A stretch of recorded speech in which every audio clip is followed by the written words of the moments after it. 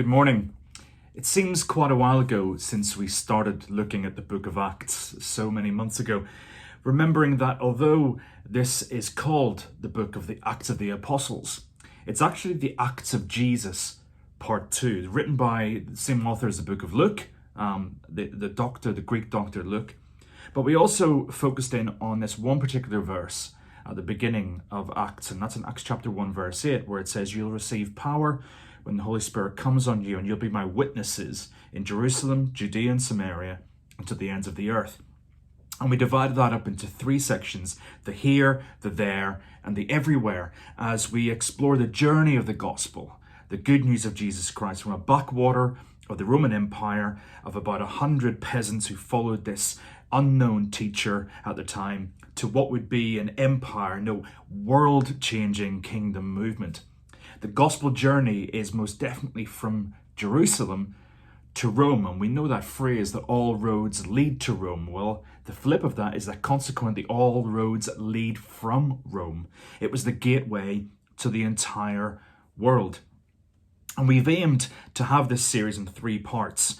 But even though we've done our 3 parts already, we're not yet at Rome. We've left Paul at the end of chapter 19, and chapter 20, where he's fleeing from his beloved Ephesus and essentially is on the run.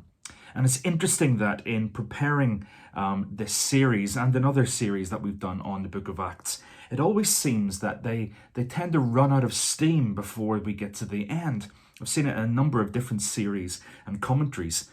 But we've got another 9 chapters left, and so much happens within them. And so the plan is that over the next couple of weeks, we've done our parts 1, 2, and 3. We have the epilogues. And it feels a bit like a J.R. Tolkien thing. How many epilogues and addendums does he have? So this first week, we're looking at chapters 21 to 26. And we're titling it Trials and Testimonies. Next week, Catherine's going to be looking at the epilogue number 2, which is chapters 26 to 28. And that's Storms, Shipwrecks, and Snakes. And then in week 3, the last week of our kind of summer series, we're going to have a time of reviewing where we've come from and hopefully some time of sharing testimony as well. Now, there are 6 chapters in what we've been looking at today in these chapters 21 to 26. And there's lots of travel, there's 5 trials, 2 testimonies, 2 years, 2 Roman governors, 2 failed assassination attempts, physical beatings, and lots of shouting and arguing. But I wanted to give you a bit of a summation of what happens in these chapters. Now, bear with me for a little bit. It's just to give you an idea, and then we'll land at chapter 26 in particular. So in chapter 21, Paul and his friends have said an emotional goodbye to the Asian Christians, are heading off to Jerusalem. He's warned that he'll be arrested, and people try to dissuade him from going, but that fails as well. He arrives at Jerusalem, he meets the church leaders, he gives the offering that he's collected around Greece, and he commits to purification because there's some Christian Jews who are spreading rumors about his unfaithfulness. And so at the temple doing this ritual, there are some Asian Jews who recognize him. If we think about Acts chapter 14, where he has clashes with these guys, and he's set upon and he's thrown out of the temple door is shut, and he's beaten up, and he's rescued by Romans, and he's put into protective custody. And Paul asks whether he can speak to the crowd. And so we're in chapter 22, and we reach the trial number 1, where in Aramaic he shares his testimony to the crowd. They listen, and he mentions his mission to the Gentiles, and that's when they flare up again. And so he's taken back into protective custody, sort of. He's about to be flogged for information, it seems, the way that the Romans work. But he plays his trump card. He says, "I'm a Roman citizen." And so the threat of flogging has gone. But in chapter 23, the Roman commander, he doesn't know what to do. So he asks the Jewish council, the Sanhedrin, to come and present their case. Leads to trial number 2. And Paul's argument is with the high priest. He has a not knowing it is the high priest. And then after that, he presents before them this whole argument about the resurrection, knowing that the Sanhedrin is made up of Pharisees who believe in resurrection and the Sadducees who don't. And they end up screaming at each other. Again, protective custody for Paul from the Romans. And because there's a plot to kill Paul that's fermenting in the background, it's discovered by his nephew, passed on to the Romans, and Paul's transferred to Caesarea, again for his safety. Which brings us to chapter 24 and his third trial with Governor Felix and the Jewish authorities. And the charges are made, Paul answers them, Felix adjourns the court case, and Paul is in Caesarea for 2 whole years, during which the governor Felix and his wife meet up with him regularly and discuss what he's got to say. Which brings us to chapter 25. At the end of the 2 years, a new governor comes into town, Festus, and less than 2 weeks into the job, he has to host trial number 4. Paul's knowing he's not going to get anywhere with this, and so he appeals to Caesar, knowing that his ultimate goal is Rome. But because Paul is innocent, Festus doesn't know what to put in the charge sheet, and so he asks Herod Agrippa II to come and help him out. And so we get to chapter 26, trial number 5, with Festus, Agrippa, and Bernice. And Paul shares his testimony. Number 2, Festus calls him mad. Agrippa asks if he's trying to convert him, and Paul cracks a joke before being packed off to Rome. And so we land at chapter 26. And I encourage you to go and read the whole of those sections, whether we stop now or whether we read it another time. Because so much happens in Acts 21 to 26. So much in these things, we call them the epilogues. And so we think of these trials and testimonies. Now, my dad, he's an avid reader of fiction books, any type, but one of his favorite authors is John Grisham.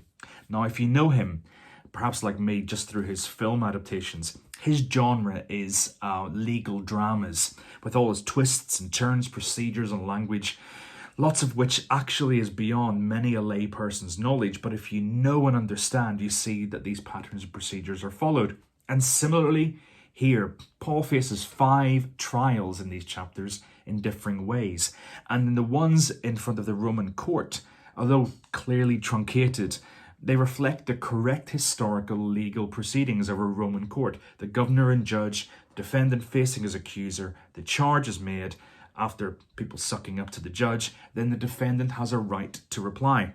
Now, Paul, we know he's a pretty unique individual with a very specific call and a traumatic and eventful story. We just need to look at 2 Corinthians 11, 16 to 30 to talk about his beatings, his stonings, his hunger, exposure, prison and threat and shipwrecks, whilst planting churches in Mediterranean. Paul goes through an awful lot, and here in these 5 trials of various forms where he has to defend himself. Now, I think it's hugely unlikely, Lord willing, that any of us will be subject to such high-profile court cases due to our faith in Jesus Christ. However, it is important to note that they do happen even in our culture. You'll probably know of a number of stories of Christians facing court cases over their openness of their faith and how it impacts and clashes with maybe their workplace rules or different groups' rights. There are some genuine expressions of Christian conscience out there, but also there are others in the name of Jesus who are just annoying, maybe even spoiling for a fight, or maybe conspiracy theorists of some way. Now, there have been those who have followed the law and have been acquitted, even on appeal, but I'm not necessarily we are facing widespread opposition, especially akin or compared to those brothers and sisters around the world who genuinely face persecution and oppression. But there's certainly a sense within our culture and our society of a sense of unsympathy towards Christian concerns. But for most of us, we're not going to end up in a high court case or with civil law. However, I do think that each and every one of us is on trial regularly, every single day, in our homes, our workplaces, our social settings, renew spaces or bus stops. As soon as we are known as followers of Jesus, maybe you'll identify, perhaps not, there is a level of scrutiny which we are faced with from those around us. Perhaps you recognize in those times when within a certain situation we make a mistake or we do something wrong, and there's a comment which is said as, "Oh, I didn't think Christians would do that," or similar. Or perhaps on discovering you're a Christian, the inevitable questioning happens. Those big life, the universe and everything questions, asked whilst on a coffee break, walking between rooms, or when you're snowed under with work. Just the perfect ideal times for deep and meaningful philosophical reflection. And it's interesting that in these encounters that Paul has, whether with a Jewish crowd or a Roman judge, the actual issue that Paul's addressing is about Jesus and the gospel. Although the charges on the surface are about public disorder, the heart of the complaint is coming from Jewish leaders and is mainly about resurrection, about Jesus, and that the gospel being open to all. Paul knows this, and so he addresses these topics in his defenses. And no wonder the Romans come across as slightly confused in all of this. What's presented to them as a legal case is actually a theological argument. And 6 times in these chapters, in these trials, it refers to Paul's defense, his response to the charges, the questions, and the challenges. And the Greek word, which these phrases, these defenses are, is based on the word apologia. It typically referred to a defense made in a courtroom as part of normal judicial patterns and procedures, just like Paul does here. After the accusation, the defendant was allowed to refute the charges with a defense or reply to the charges, an apologia. And the word actually would mean to speak away the charges. Apo means away, logia is speech. Speak away the accusations. But this word gives rise to what I think is one of the most important parts, but often overlooked parts of our Christian faith. And that is the term apologetics. Now, I know it sounds like the art or method of saying sorry for being a Christian, but it's not. Although I think many of us, especially these days, sadly almost feel a need to do that, especially when faced with some of the stories of prominent Christian figures doing something stupid or utterly discrediting, or the appalling scandal of long-term abuse, and we feel that we have to apologize for what goes on. Apologetics is not about that. Apologetics is, by definition, the reasoned defense of Christianity. Now, that sounds very grand and complex, but actually I think it's something we all need to have an awareness of. And I find it useful to boil it down to, personally find it useful to boil it down to know what you believe and why you believe it. Now, I've been particularly encouraged in this by key verses in 1 Peter 3:15-16, which says, "But in your heart set apart Jesus as Lord. Always be prepared to give an answer to everyone who asks you to give the reason for the hope that you have, but do it with gentleness and respect, keeping a clear conscience, so that those who speak maliciously against your good behavior may be ashamed of their slander." And it reminds me that Jesus said, whenever when someone asked him about the greatest commandments, he said to love God with all your heart, soul, mind, and strength. Love God with your mind as well. We're not meant to switch off our intellect. Our faith makes sense. Be ready to give an apologia, an answer, a defense when asked for the reason for the hope that you have. Because Christianity makes sense. It's a major aspect of apologetics, but it's not to prove Christianity. It doesn't prove it. These things are to demonstrate that it's a reasonable thing to believe in. And Paul faces these trials, these accusations, and he has to defend Christianity in the light of them. So the verses in 1 Peter, it says to be prepared. With respect to being prepared, are you ready for the questions that people have about your faith, about Christianity in general? Well, here's a starter if you're not entirely sure. What are the questions which you desperately hope you never get asked by your friends about your faith? Perhaps here's some of them. How do you know God exists? Where did we come from? Hasn't science disproved God? Was Jesus real? Did he exist? Is the Bible just an outdated document full of contradictions? How can Christianity be the only way? How can a loving God send people to hell? And what about suffering and evil? These are the classic ones, aren't they? So my question is to those and many others, what would you say? Or maybe you'd rather bury your head and hope they never come up. And certainly sometimes I've felt that. Or some of my colleagues have said to me, their response would be, ask Phil. Please don't let that be your response. Think for yourself. I'm not talking about getting to a point where you have a well-rehearsed answer for any question that's rolled out to you, akin to kind of the training that Jehovah's Witnesses or Mormons receive. The danger of that is that the pat answers are given and shallow responses to deep questions, which often can cause more damage. Be prepared. This idea of thinking these questions through, reflecting on the reasonableness of our faith before having to address it with others. It reminds me of learning to drive.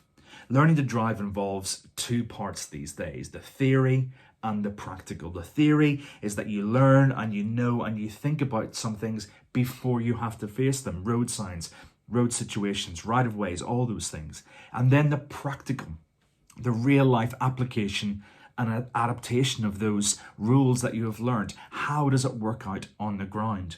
We need to have thought through responses to some of these big questions to understand why we believe what we believe, not only for those who ask us, but for the security and integrity of our own faith. But often maybe we don't want to face some of these big questions out of some sense of fear that they might rock or damage our own faith. Whenever I was at university, some of you might know I went through a period where I really doubted and questioned a lot of what was going on in my faith. And I asked some of these really tough questions, almost with a belligerence, saying that if Christianity is true, if Jesus is the truth, then it needs to be able to withstand these questions. And one of the key things I learned is that there's an awful lot of real, sound, foundational, secure truths which can support and build up and secure our faith, but also that these answers can only go so far. We may be asked these tricky questions that may even cause us to panic, worried that we won't have the correct answer to win the argument. I've made that mistake far too often. Note this, please. It is never about winning an argument. It is always about making a way for Jesus. But we may be asked these questions, but remember, the person who asks them also needs to answer them too. Every religion, belief system, philosophy, ideology, and worldview must address the same big, tough questions that are often leveled uncomfortably, perhaps sometimes, at Christianity and to us. As I've said before, one of my favorite thinkers about this whole area is a guy called Alistair McGrath. He's a professor in Oxford, and his book, Mere Apologetics, brilliant book, I highly recommend it, has helped me in this whole area, saying that for him and also for me, that the Christian story, the worldview of Jesus Christ, makes the most sense of the world I see around me more than any other explanation or belief. All the others need to try and address the same questions, but Christianity makes the most sense. It doesn't answer every question, every difficulty, every struggle, but taking all the good, all the beautiful, all the bad, and all the brutal, and the capacity of humanity to both love and loathe one another, to me, it's satisfactorily explained in the story of Jesus and his redeeming of fallen humanity. So how do we prepare ourselves? Well, first of all, ask. Don't be afraid to ask these questions. God is big enough to handle them, and we need to believe Jesus is the truth. But in asking them, we need to discuss them. We need to talk them through with one another, with other Christians, more experienced, mature Christians. Ask them, how have they handled it? Within the safety of a connect group even. We need to find some resources to build up, to know, increase our knowledge about how reliable the truth of the gospel really is, using our head to think. Books and podcasts, make sure they are reliable ones. And we're going to suggest some reading materials, some resources that might be useful if you want to dig into this. It's coming up to summer. Perhaps it's time for you to think about some summer reading. We'll suggest some of those. But it's not just about being prepared, but why should we be prepared? The thing is, first of all, there are three short reasons. First of all, it secures our own faith.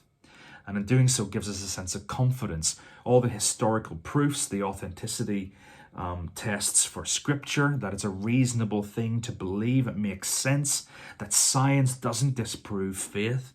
All those things can build up and secure our faith, but it also helps us make sense of the world around us. C.S. Lewis once said, "I believe in Christianity as I believe that the sun has risen, not only because I see it, but because by it I see everything else." It helps us make sense and illuminate the world and understand it. But the third reason is that it's this kind of digging deeper, finding out the reason behind our faith. The apologetics is groundwork for others. This is something which McGrath again points out in his book about apologetics. It's a sense of clearing the way for others to hear the gospel more clearly. It may be a step along the way for someone on their faith journey. And it's interesting, Paul faces in these trials accusations which reflect misunderstandings, falsehoods, assumptions and presumptions, accusations, rumor, confusion, and even malintent as well. And he has to address those with what is real. And there are definitely times when we need to clear up the mess before people are even ready to entertain the possibility of Jesus Christ. And sometimes it's because of these big questions which might have a personal root behind them that need to be addressed before they're even ready to think about the claims of Jesus. These questions need thinking about, even if your conclusion at the end of reflecting and thinking or wrestling through is a well thought through, I don't know. To that question, whatever it is, however complex, painful, and mysterious, we may say, I just don't know, but I do know this. And then we can share with integrity and reality the hope we have in Jesus and why we have it. This takes us to the next part of these legal dramas that Paul faces. He's prepared to give a defense, an apologia for what he believes, ready to address those questions and accusations. But in particular, in two of these trials, his defense ultimately leads to the opportunity for him to tell the story of his experience of Jesus. I've said he delivers his testimony twice, but actually we, the readers of Acts, have heard it before in the account of actually when it happened earlier in Acts. Luke is a great writer in this one volume of Acts, but 3 times he recounts Paul's testimony. Now, we should know by now that repetition, especially in Scripture, means take notice. So, as I mentioned earlier, this defense that Paul gives, it's a bit like learning to drive. You can know the theory, apply it, and know that it makes sense. But it's in the practical, the everyday situation where it comes to life. Apologetics, the reasons, the logics, the evidence can only go so far, can never prove Christianity, or else there would be no need for faith. And I understand these historical, evidential foundations of Christianity. The way I see it is like a springboard, a secure springboard from which to launch our faith. Enough to help us know it's a reasonable thing to believe in God, his existence, creative force, to understand how a fall from relationship with him can explain the mess of the world we see, to see that Jesus Christ is a real person who lived, died, and that there's sufficient evidence to suggest that it's a rational thing to believe in a full body resurrection of Jesus, and that the record of God's revelation, his story to us in Scripture, are reliable and trustworthy. That's the apologetics, but it's not enough. It needs to be lived and experienced. In Paul's defense, his testimony in chapter 26 to Agrippa and to Festus and co., it says in verse 16 what Jesus called him to when he met him on the road to Damascus. It says, Jesus said to him, "Now get up, stand on your feet. I've appeared to you to appoint you as a servant and as a witness of what you have seen and what you will see of me." We've touched on this throughout the entirety of the book of Acts and focused especially on our Pentecost service a few weeks ago. From the very outset of this book, our commission and Paul's commission on all the other disciples has only ever to be witnesses of what we have experienced of Jesus Christ. Now, you may switch off at this point going, I've heard it before, and they're saying it again and again, but unashamedly we're saying that's why testimony is so important. Sharing with others, being prepared to share with others about our experience, our encounter and reality of Jesus Christ. What you have seen of him and what you will see of him. In both the occasions where Paul shares his story to Agrippa and Festus, and in 26 and earlier when he speaks to the crowd in chapter 22, the accounts are ever so slightly different, as they would be for us if we were sharing our story. He adapts his story to fit the audience. He first of all connects with them. It's noticeable in Acts 22, he actually speaks in Aramaic, the local dialect, to make sure that he is understood and relatable. What a great thing. We should be able to speak in relatable and kind of connected ways with those around us, not in Christianese or religious speak. He sets out his credentials about how he was and is passionate for God and the law, and how much he was vehemently against the followers of Jesus. But this is just to show the big difference that Jesus has made when he encounters him on the Damascus Road. How Jesus interrupted his well-organized and structured life and set him on a different path, the fulfillment of all Scripture's hopes and dreams. Now, this interruption into the everyday life, I would really want to encourage you to read similar ones of more recent times, particularly about what God is doing in the lives of those believers in Jesus who come from a Muslim background. The numbers of stories of those who, on seeking an experience of God, often have dreams, and within the dreams a consistent theme of a man in white who they later discover is Jesus, and who they're led to, and who are led to other believers who disciple them. These are happening even now as Jesus interrupts people and transforms their lives, and those stories impact and bless others. Equally, your story might not seem as dramatic as Paul's or those background believers from the Muslim background, but your testimony, your God story, takes the theory of apologetics and makes it lived and accessible to others around. As we've mentioned a number of times before, as you know, we live in a culture which emphasizes the story of the individual. Your story, your worldview, and your beliefs are as worthy as anyone else's and deserve to be listened to.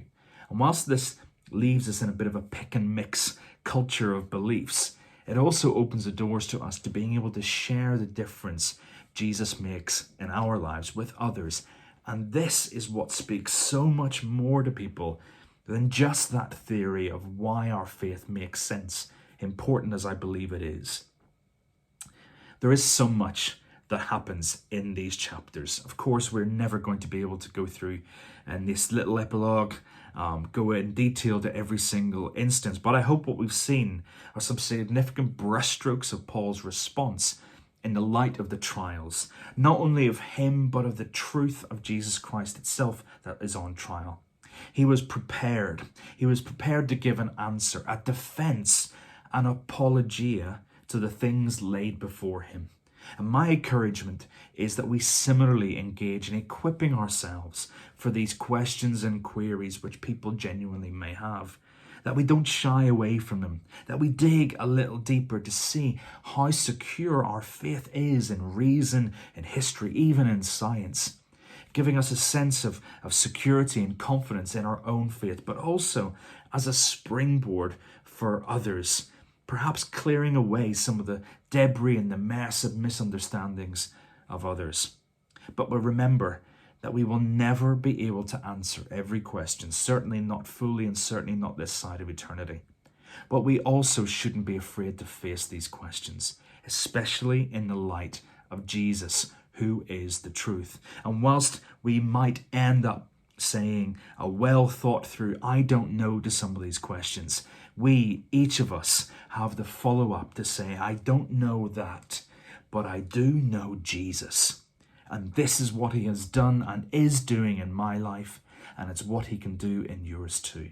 Let's be prepared to give a defense when we need to about the reasonableness of believing and following Jesus. But let's also be ready to share our story, adapted to the individual and their situation, so that they might come to see how secure our faith is, but also the difference that it makes in our lives and could also make in theirs.